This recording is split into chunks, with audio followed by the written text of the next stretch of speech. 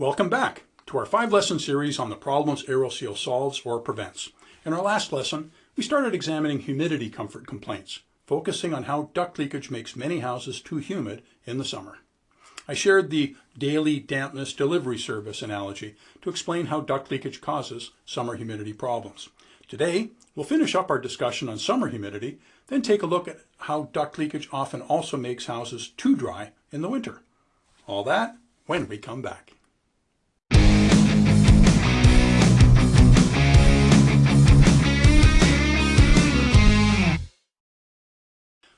Let's now dive into a few more important details on duct leakage and summer humidity. Be careful applying the dampness delivery service analogy or making promises in those houses where duct leakage does not actually have much impact on summer indoor humidity. Indoor humidity is primarily an east of the Rockies problem, where high outdoor humidity is pervasive in the summertime. In most of the West, it is almost always very dry when it is hot and people are running their AC. We simply don't find many homes with excess or uncomfortable indoor humidity in the summer in most of the West. Now, one exception is people in the Southwest, like in Arizona. They do sometimes experience high humidity in the late summer monsoon season. If you find people agreeing that happens there, you might be able to also use it.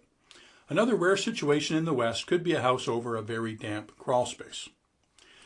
The next situation to watch out for is that if the duct leakage is not somehow connected to atmosphere, usually via ventilated zones like attics and crawl spaces or garages, then the odds are low that duct leaks contribute to either excess humidity in the summer or dryness in the winter. An example is if all the ductwork is inside the envelope and the returns are hard ducted all the way from the equipment to the grill. That is to say, not using building cavities at all.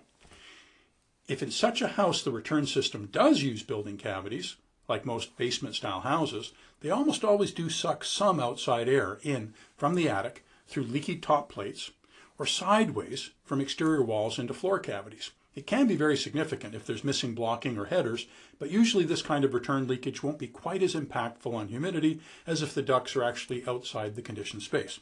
So, in this type of home, use the story, but stick to the low end of the possible gallons per day being brought in.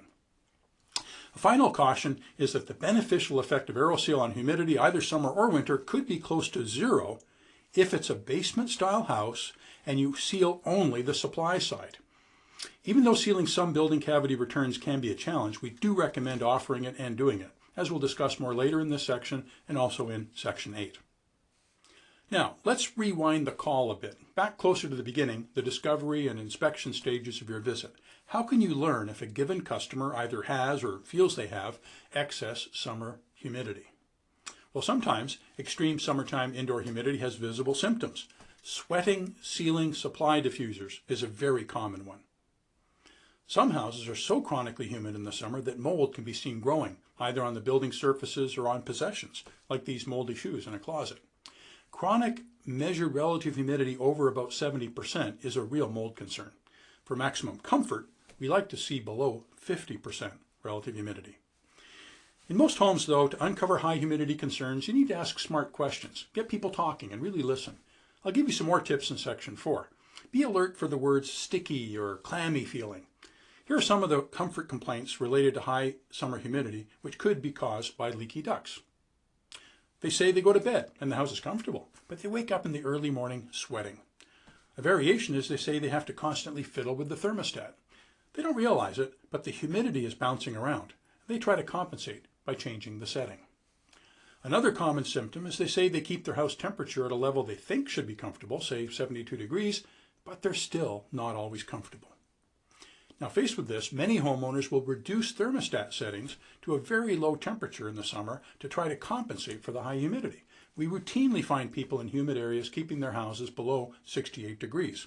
This really drives up utility costs and can also lead to sweating diffusers, sweating ducts, sweating air handlers, even mold growth and building damage. Find out what temperature they like to keep their house at in the summer. The lower they set it at, the more likely they are experiencing excessive humidity. Many HVAC contractors in humid climates have heard complaints from consumers that they aren't as comfortable with their new AC unit as they were with the old one, or that they have to keep the house cooler than ever before to be comfortable. This has often been traced to the new, more powerful variable speed circulating fan, which created more airflow and hence more duct pressure and made their ducts leak more than they used to, thereby bringing in more humidity than before. If duct leaks have been bringing in summer humidity, sealing them will make your customers more comfortable, usually even at a higher thermostat setting. And it also reduces the chances of unhealthy mold growth. A complete duct seal, which includes sealing the boot to sheetrock leaks and boot to plywood leaks if you're over a crawl space, usually stops diffusers and registers from even ductwork from sweating as well. Part of the reason is you're stopping an air infiltration site. The other is that sealed ducts make the house drier, which allows the homeowner to raise their thermostat setting, which results in less cold surfaces for humidity to condense on. The house is an interactive system.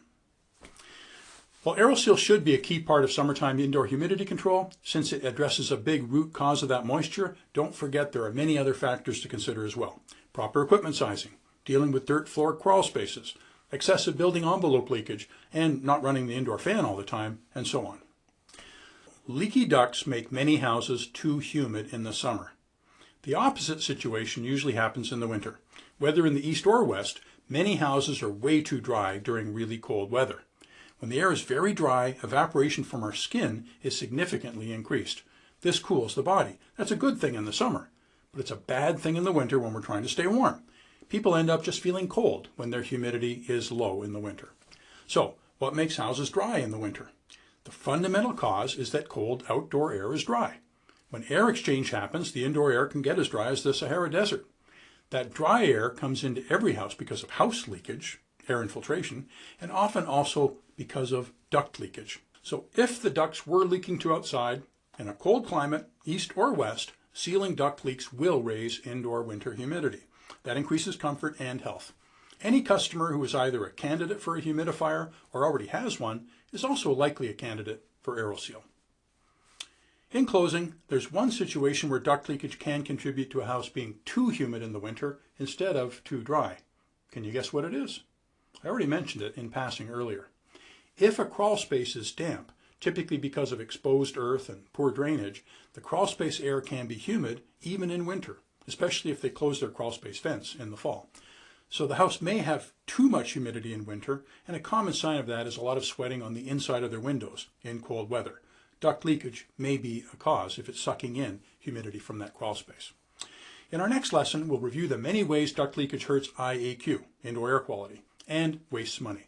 The audio track for this video is available to listen to for your review. Thanks for being an Aeroseal dealer. I'll see you on the next lesson.